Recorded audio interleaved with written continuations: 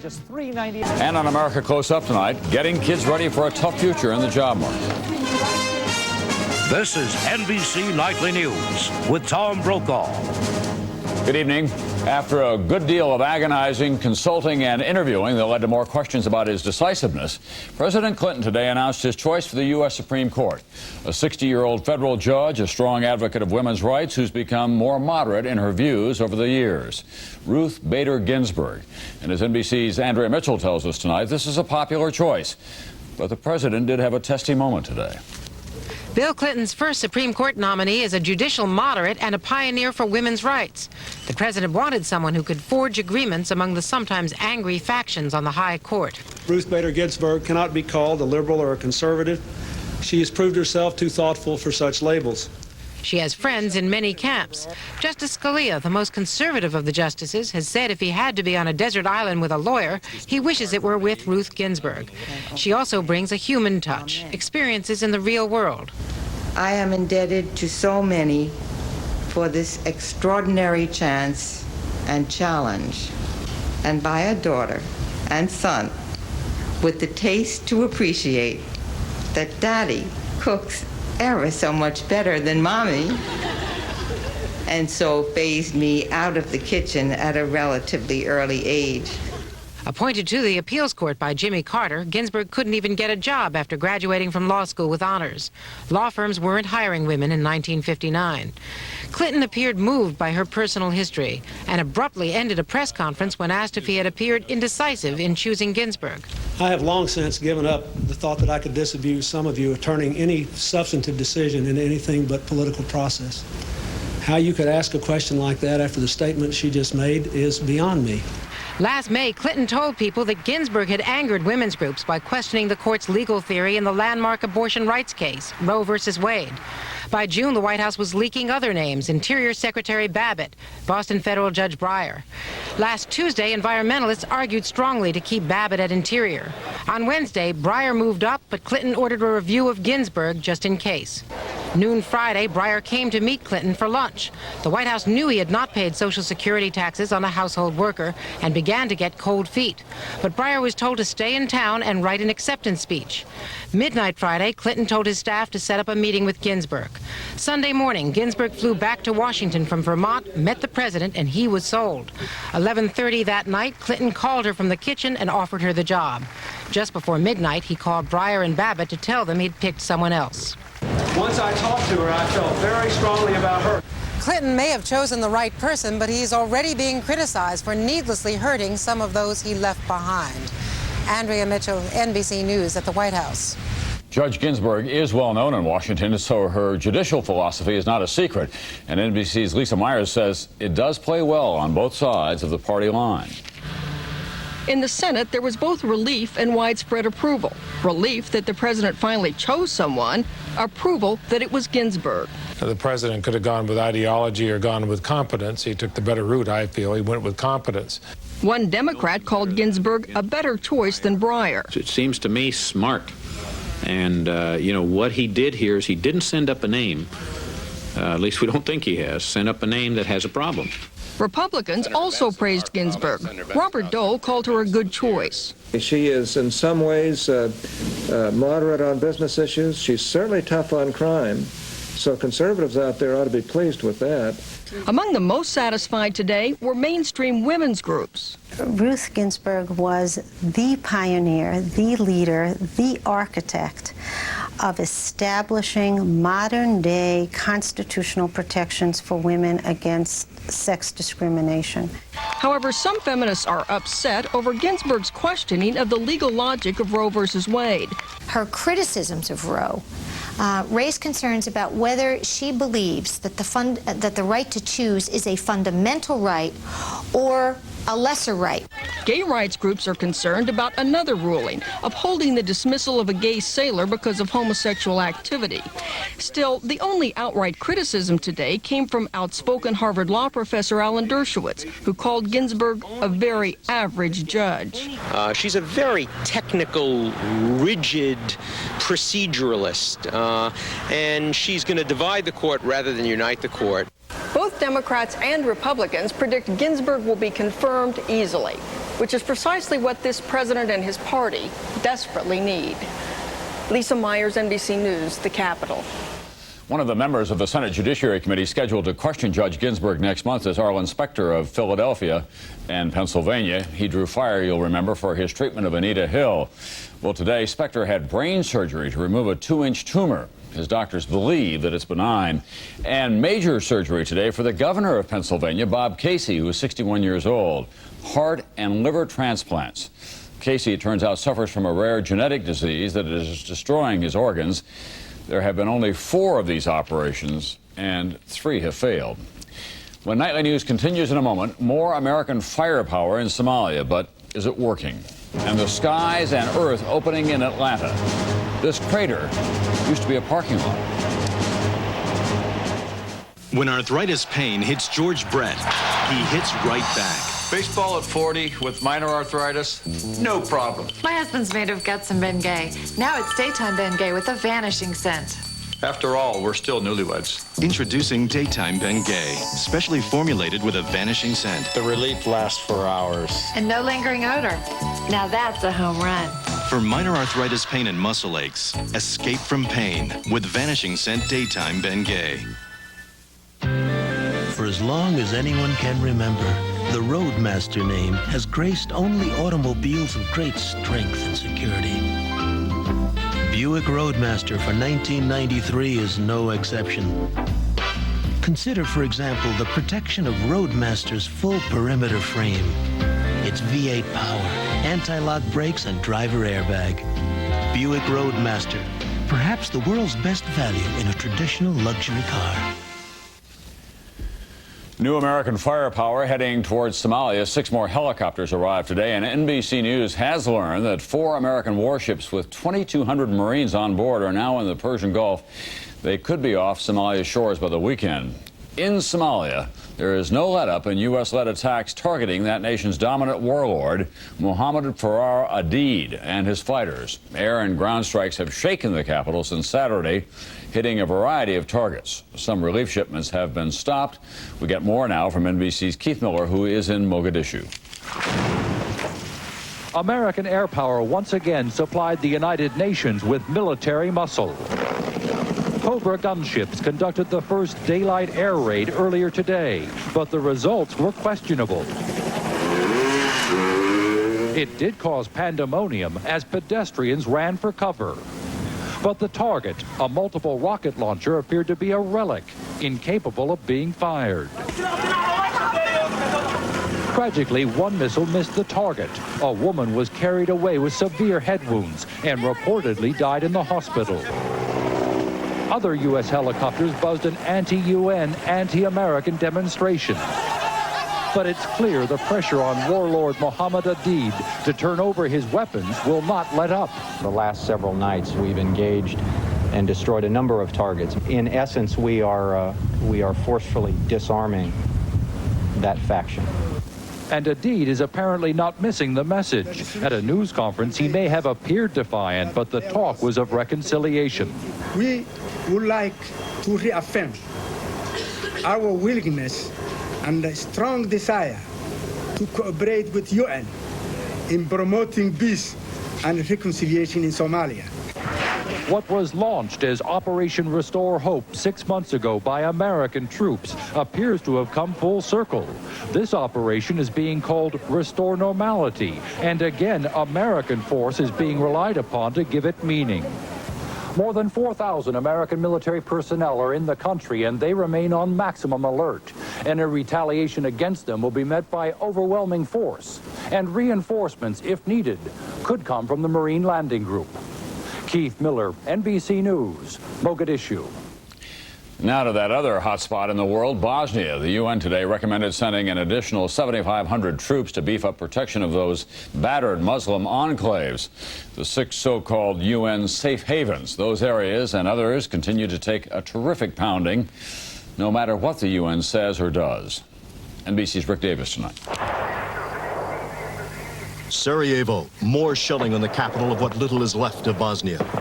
One UN official compared Bosnia to a pack of wild dogs feeding on a corpse.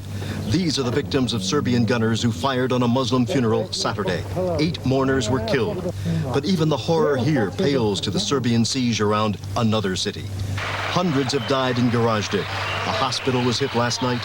A radio operator says it is a mixture of dead bodies, bricks, and plaster. And now old allies have turned on each other. It began in Mostar, when Croats decided to grab as much of Bosnia as they could. The Muslim soldiers went on the attack, driving the Croats back from conquered territory. The Croats then stopped this relief convoy to the mostly Muslim city of Tuzla. Drivers were pulled from the trucks. At least 8 were killed. The convoy was looted during the night. Tonight in London, the Muslim president of Bosnia urged Britain to end the arms embargo. Ilija Izetbegović said, "Without weapons, the Bosnian army will collapse. The West has done nothing to defend us, nor allowed us to defend ourselves." It is a plea heard before and rejected. A Western diplomat told me a composer should begin to write a requiem for Bosnia. Rick Davis, NBC News, London. In this country, the first group of Haitians infected with AIDS arrived from detention camps in Guantanamo, Cuba. 27 Haitian refugees, many with the HIV virus, left the American naval base in Guantanamo today. They were ordered released last week by a federal judge. They arrived in Miami, and they'll be followed by some 100 Haitians who still are in Guantanamo. So, you want to save on long distance? What a pain. Restrictions on times of day, area codes, calling circles, and there's no guarantee you'll save. Except with the Most. It's like a 1 billion megabyte brain at Sprint. It figures out who you call the most and guarantees you savings every month. 1 month, your best friend in Alaska. Next month, your new best friend in Lahaina. Isn't science wonderful? Now get $50 free long distance with the Most, only from Sprint. How many times I told my dad to see a doctor. He was stubborn. But the pain in his stomach just wouldn't go away. He had to go. You should have seen the relief on his face when the doctor said Mylanta. He said it was indigestion, and his kind of indigestion needed strong medicine. Mylanta is strong medicine, strongly recommended. In fact, Mylanta is the antacid doctors recommend most. My doctor said Mylanta. Also available in tablets and now gel caps. This is a request from Oldsmobile to Honda.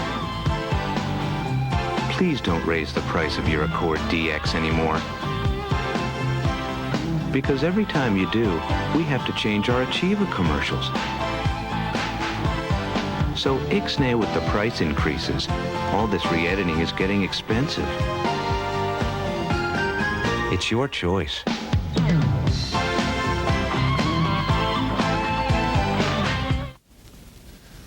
Another syringe reportedly has been found in a sealed Pepsi can. This time it was in New Orleans. A dock worker says he found the needle in this can of regular Pepsi. Warnings are already out for Oregon, Alaska, Hawaii, Guam, and Washington State, where needles were found in 2 cans of Diet Pepsi last week. Consumers are advised, of course, not to drink straight out of the can.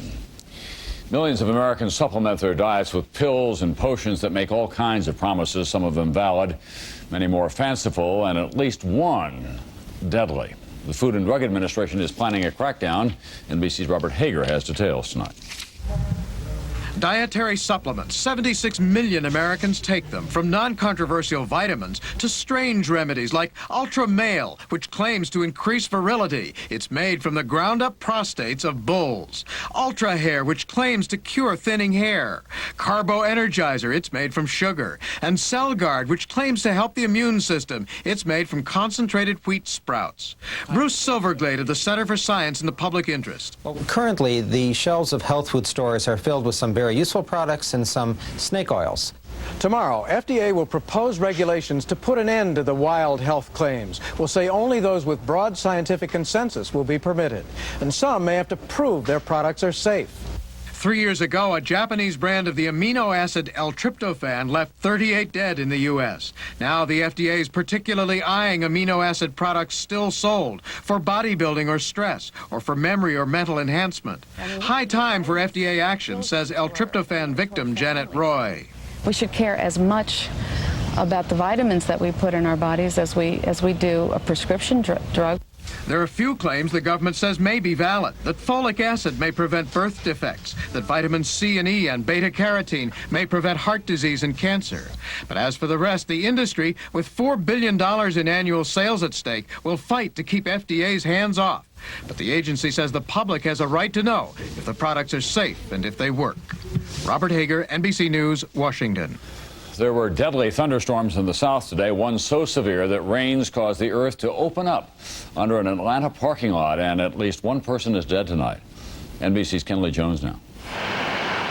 More than 2 inches of torrential rain that fell in just 40 minutes flooded city streets and stranded some motorists. But the most damaging effect of the storm by far was in the parking lot of a motel just north of downtown. Firemen said the heavy rain flooded a storm drain underneath the pavement and a pipe burst, causing the ground to collapse. Several vehicles tumbled into the huge crater, 200 feet wide and 35 feet deep. The body of a woman who worked at the motel was found in one of them. Another one was a van belonging to Greg Prescott and his family, who were on vacation. I thank God that, it didn't happen later on when we could have been getting in our car to going somewhere. This afternoon, city workers were trying to shore up the walls of the cave-in. The storm drain that collapsed is part of a sewer system that is 70 years old. City officials are concerned that if it happened here, it could happen elsewhere. Kenley Jones, NBC News, Atlanta. And on a big day for Supreme Court nominee Ruth Bader Ginsburg, other women were in the news today as well. Texas Republican Kay Bailey Hutchison, sworn in as a U.S. Senator by Vice President Al Gore. Hutchison won Treasury Secretary Lloyd Benson's seat, becoming the state's first woman senator. And Canada gets its first woman prime minister, newly elected Conservative Party leader Kim Campbell. The incumbent, Brian Mulroney, is stepping down. Campbell will take office later this month. We have done just overseas, American educator Tan Suu Chiller in line to become Turkey's first woman premier. Chiller now is Turkey's former economy minister. What would you do for a Klondike bar? Would you make monkey sounds? Monkey sounds? Gee, I don't think so. Got the Klondike right here. Rich vanilla ice cream. No, that's a baboon. I think you've drifted into gorilla. That's got it. For that chocolatey coated ice cream, loaded big and thick, no room for a stick. What would you do for a Klondike bar? You don't have to act like a monkey anymore. Okay, fine.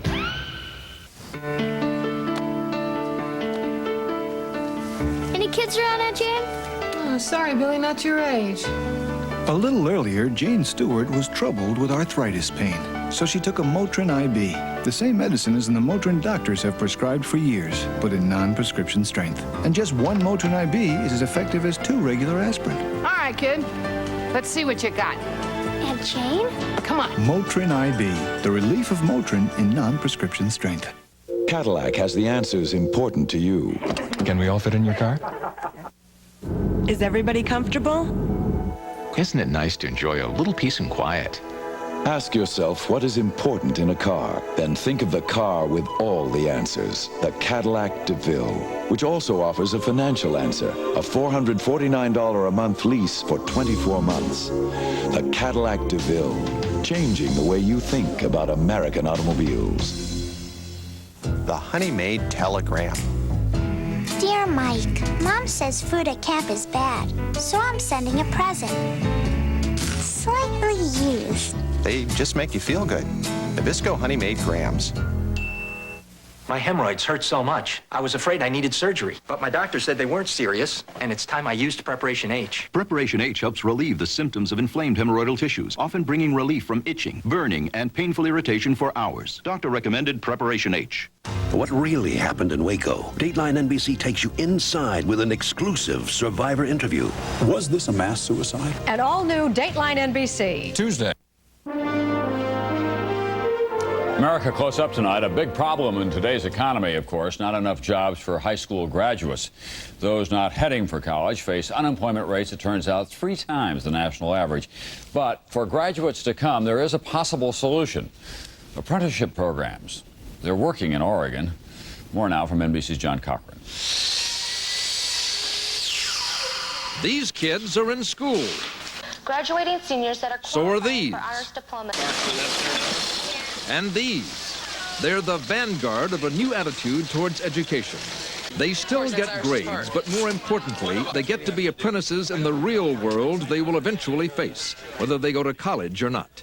It's getting harder out there. It's more competition, you know. The fact of the matter is that the world has changed, but the educational system has not kept pace with those changes. And that's what we're trying to do. You just need to focus it a little bit more.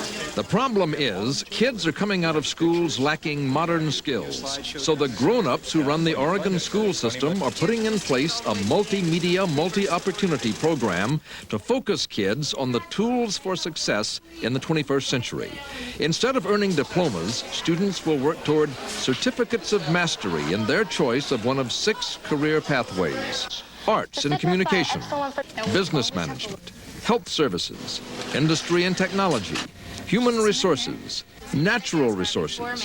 And then how over the years man has affected the rainforest. Traditional subjects like English and math are learned as part of each student's chosen pathway, much of it in a high-tech classroom and in the workplace. At some schools, putting more emphasis on jobs will mean less emphasis on Shakespeare and history. The principal at this school says that's too bad, but it's also life in the 90s. And in the 90s, these kids are being told to get serious about life very early.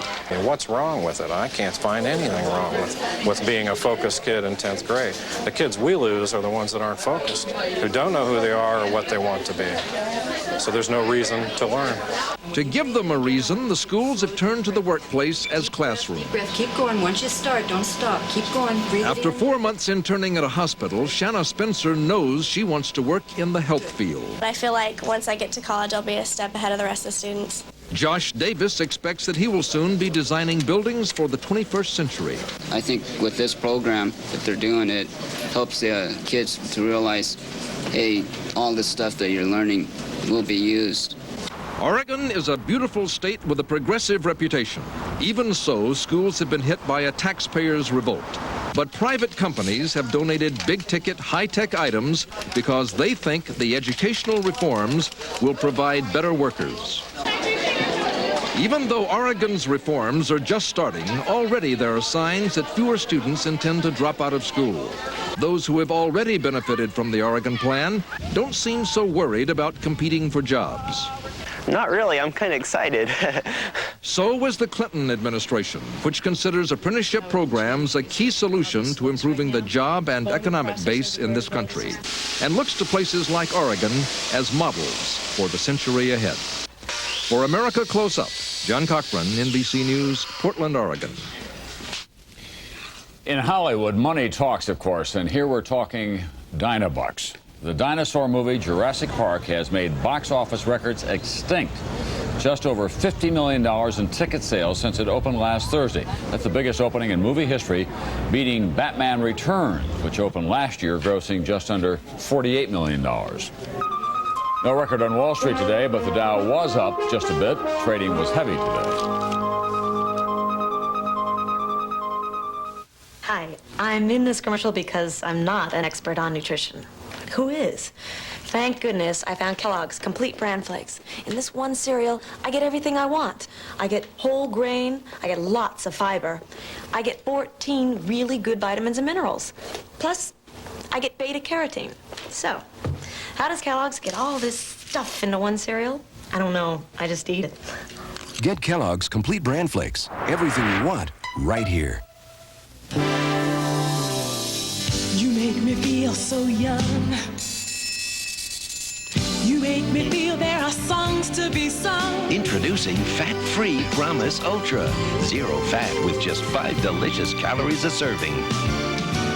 And every time I see you grin, It's the first fat-free margarine. Definitely one of a kind.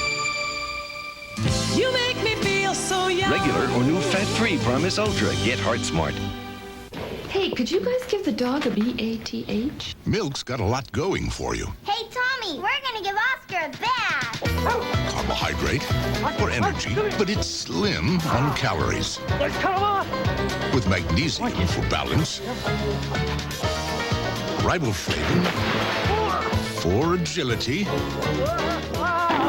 and protein for stamina. Wow! Is he clean already? Milk. It does a body good. Searching for the perfect shave? You'll find it with Norelco. Our lift and cut system lifts the hair so when it's cut, it can drop below skin level without the blades touching your face. So for a perfect shave, remember, Norelco makes close comfortable. Every second of an asthma attack can feel like an eternity. That's why there's Primatene Mist. Primatene opens clogged breathing tubes fast when speed counts. Primatene Mist, fastest type asthma relief without a prescription. Tomorrow morning on Today, we'll see if America's banks are ripping off consumers. And what happened on the front lines during Desert Storm from a female journalist. So join us tomorrow morning. And see what a difference today makes. The no smoking zone in America widened considerably today when the Postal Service began enforcing no smoking rules in all of its facilities. The Postmaster General declared this ban because of concern over secondhand smoke. It is becoming harder and harder for smokers to find a welcome space, and on opposite ends of the country, one of the nation's largest states and one of the smallest are really slamming the door. NBC's George Lewis tonight. Earl Lamel, a chain smoker, likes to play pool at Charlie O's in Montpelier, Vermont. He says it's his God-given right to smoke any place, anytime. But after July 1st, the state of Vermont will begin restricting that right. I think it's kind of bad that they're going to try to pass these laws to get it out of, like bars. But pretty soon you ain't going to be able to smoke on the sidewalk. Guess what, Earl? They've already done that in Davis, California. Here, there is no smoking inside businesses or government buildings or within 20 feet of those buildings, which includes many of the sidewalks here. This city of 50,000 has the toughest local anti-smoking ordinance in the nation. Police here say very few people have challenged it. In front of these shops, a number of smokers measured off the distance to make sure they were outside the 20-foot limit. I don't like the fact that it's illegal for me to smoke within a certain number of feet from a building. I think that's kind of extreme. About 30 cities in California have enacted smoking restrictions. Restaurateurs in Los Angeles are concerned about a proposed ban on smoking in the city's 7,000 restaurants. Just like people feel, or non-smokers feel, that they have a right to breathe clean air, smokers feel they have a right to smoke.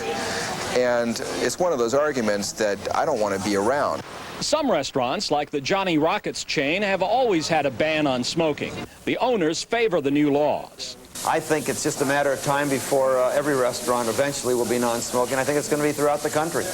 Guys like Earl Lamel will be in for tough times, and they're not looking forward to it.